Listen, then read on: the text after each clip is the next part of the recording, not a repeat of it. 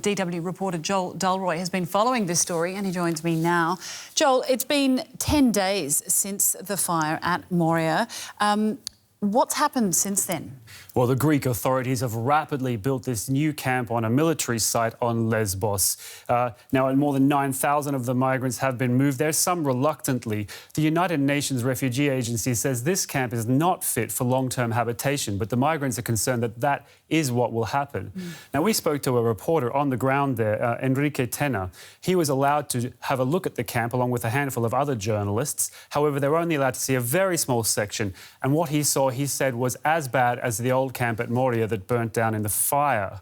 Now, he says it's built on one of the worst spots on the island. It's extremely windy and open to the elements, as you'll be able to hear on this short report that he sent us from the camp at Karatepe.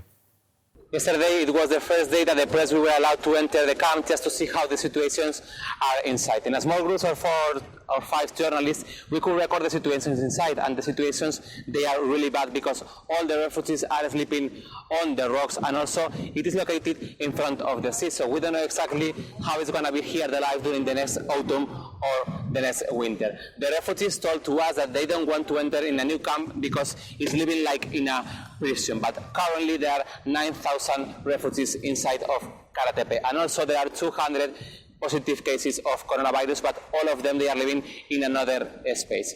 The island of Lesbos, they built this new camp as a temporary, but everything shows that this is going to be the permanent one, the second Moria.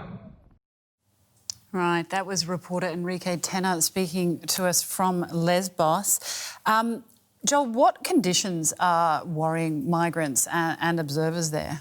Well, observers, including our reporter there, say that there's little running water, no showers, and migrants are already going in poor conditions because they've been living effectively homeless for a week, and women in particular have been unable to wash, so there's concern about their health there. There's also flimsy electricity running through the camp where people have to charge their phones and cook, and there's a concern about what might happen when it rains.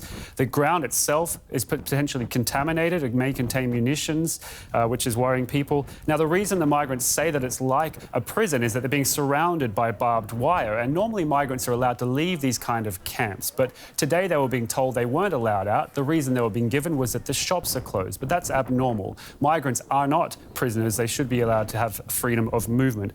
And of course, now there's a concern about COVID-19, hundreds having tested positive and the rest being kept in these tightly packed tents. So we have a new camp, but 10 days after the fire, conditions on Lesbos are still cause for concern.